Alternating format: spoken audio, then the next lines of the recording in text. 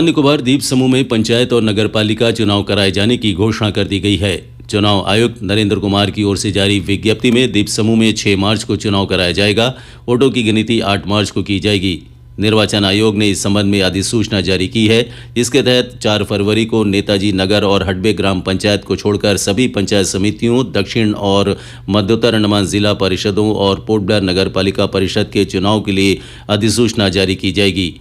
11 फरवरी तक नामांकन पत्र दाखिल किया जा सकता है। नामांकन पत्रों की जांच 12 फरवरी को होगी।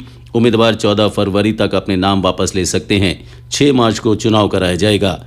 वोटों की गिनती 8 मार्च को होगी तथा 11 मार्च तक चुनाव प्रक्रिया संपन्न हो जाएगी। इन चुनाव के लिए राजनीतिक दलों और उम्मीदवारों के वास्ते आदर्श चुनाव संहिता तुरंत प्रभाव से लागू हो गई है। भारत निर्वाचन आयोग द्वारा समय समय पर जारी आचार संहिता का पालन सुनिश्चित करना होगा। इन चुनावों के दौरान भारत सरकार और अंडमान निकोबार प्रशासन की ओर से जारी कोविड-19 दिशा निर्देशों और एसओपी का कड़ाई से पालन करना होगा। कोविड-19 महामारी के चलते आयोग ने इन चुनावों के लिए मतदान की अवधि 2 घंटे बढ़ाने का निर्णय लिया है ताकि मतदाता कोविड-19 दिशा निर्देशों का पालन करते हुए सामाजिक दूरी बनाकर मतदान का प्रयोग कर सके और उनकी सुरक्षा को सुनिश्चित किया जा सके। द्वीप समूह में स्थानीय निकाय की चुनाव 2015 में कराए गए थे और 5 वर्ष की अवधि पूरी होने के बाद कोरोना महामारी के चलते इन चुनाव को स्थगित कर दिया गया था।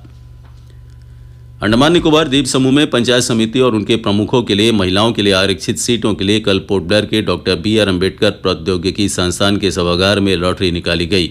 नगर पालिका और पंचायत चुनाव निदेशक सुनील आंजीपाका की देखरेख में और चुनाव आयोग के निर्देश पर संपन्न हुई प्रक्रिया के दौरान कई सीटों को महिलाओं के लिए आरक्षित किया गया।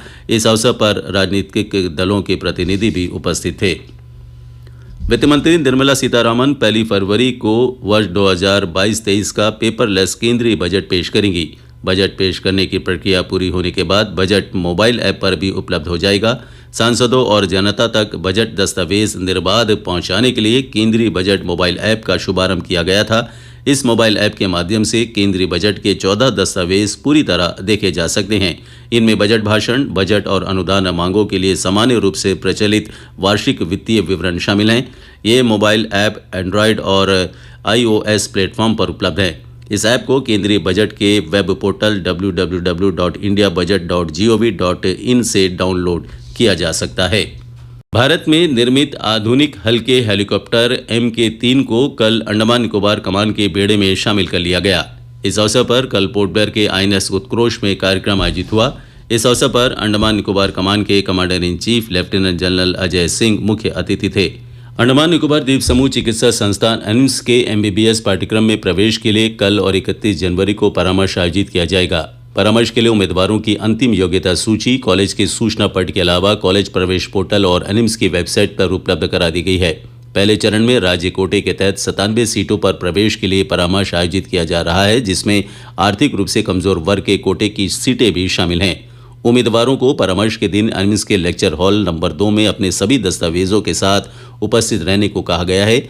व्यक्तिगत रूप से परामर्श में शामिल होने वाले उम्मीदवारों को ही सीट आवंटित की जाएगी। दस्तावेजों के सत्यापन के बाद योग्य उम्मीदवार डिमांड ड्राफ्ट के जरिए परामर्श स्थल पर ही सिंडिकेट बैंक काउंटर पर शुल्क जमा कर सकते हैं। इसके बाद मेडिकल बोर्ड द्वारा उम्मीदवार का चिकित्सीय परीक्षण किया जाएगा, जिसकी तारीख संस्थान की वेबसाइट पर बाद में बताई जाएगी।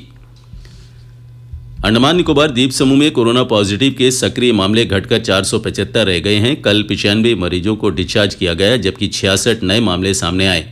कल सामने आए मामलों में एक मामला हवाई अड्डा आगमन और बाकी मामले संपर्क में आए व्यक्तियों के हैं। दक्षिण अंडमान जिले में 24 मरीजों को कोविड देखभाल सुविधा में रखा गया है। 451 मरीज होम क्वारंटीन में हैं। द्वीप समूह में टेस्ट पॉजिटिविटी रेट 1.42% है। कोविड टीकाकरण अभियान के तहत अब तक 18 वर्ष से अधिक आयु वर्ग के लोगों को 6,03,755 टीके लगाए जा चुके हैं। 2,99,566 लोग टीके की दूसरी डोज प्राप्त कर चुके हैं। 15 से 18 वर्ष आयु वर्ग के 21,982 बच्चों को टीका दिया जा चुका है। 5,217 लोगों को एहतियाती डोज दी गई है।